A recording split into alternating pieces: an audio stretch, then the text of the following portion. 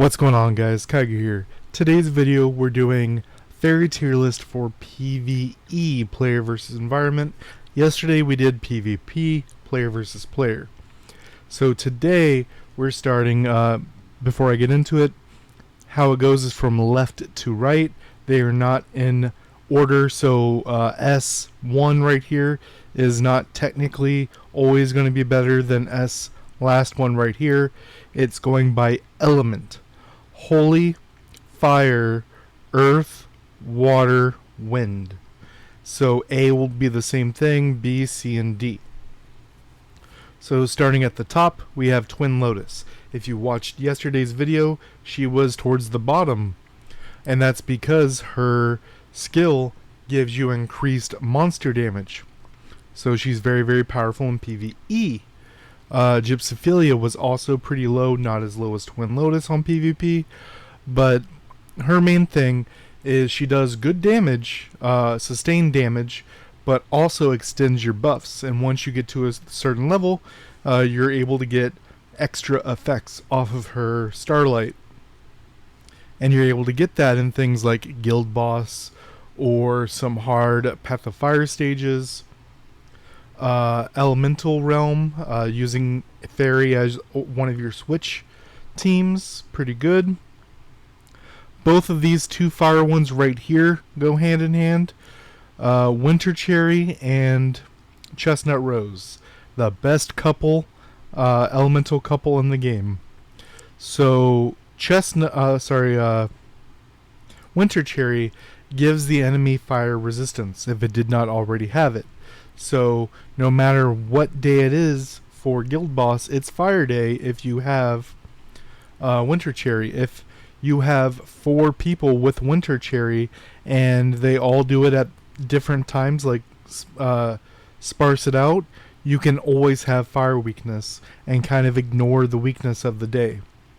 The only thing that you should be wondering doing it with is when the lines go up and hit the boss, it only counts as the designated weakness of the day. Even if it has the fire weakness, you will not get that extra damage. And Chestnut Rose effectively ups the level of weakness of enemies that are weak to fire. So they should definitely be on the same team.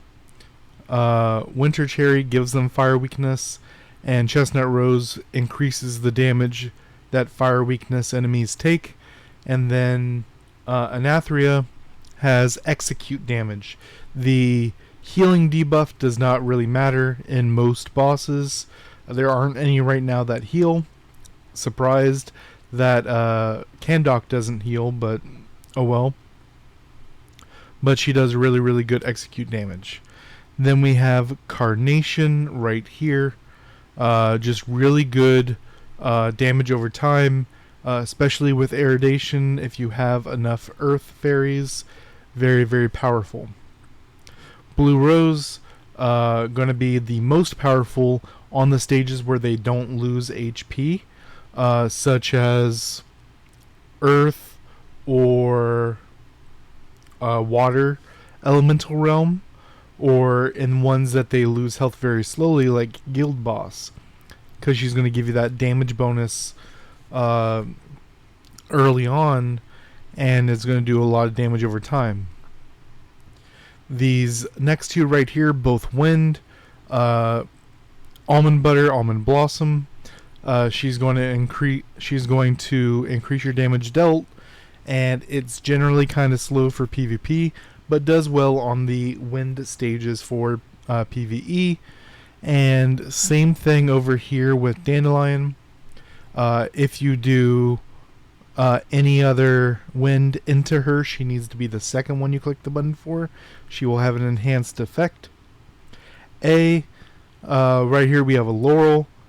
He is just burst damage, but in PvE you're dancing between your fairies a lot more than in PvP. So you're able to use him as just a damage button, which is totally fine in some PvE matches. Rimuru, you can debate that she should be down at B. Well, he should be down at B. But not every boss, but there are some key bosses that Rimuru is able to eat buffs on, such as Guild Boss and a couple others, that they get tons of buffs, and Rimuru could just eat all of them and give you tons of buffs. Ixoria, big attack bonus. Most PvE, taking that HP loss generally doesn't matter. Then Earth right here, we're looking at Foxglove, giving you the crit. The CC reduction isn't going to matter much in most PvE because most of their crowd control is going to be knockups and knockbacks, and that doesn't really get reduced. The what's-her-face Daisy does good damage. You can argue that Daisy and Marigold should switch because Marigold does give them increased damage to Earth weakness, but you don't have that same kind of synergy like up here where you can give something Earth weakness. Then we have Water Hydraga. She does good damage. She gives you a defense buff and helps you handle some stages that may kill you too quickly. Wind right here, both of these go really, really well together. Hyracanthe gives you the cooldown, very good for the classes that want Wind Echo. And then Balloon Flower is basically mandatory for the Wind Elemental Realm. Pull them all together, instantly kill them. Also on other stages, it could even if you don't need the group effect, it's still a defense down, which is very, very powerful and good damage. Then in B, Licorice is primarily stun. A lot of bosses you cannot stun, but Licorice still, if you look at the damage number on her, it's kind of low, but you remember how it hits a lot of times, so it ends up being very high damage.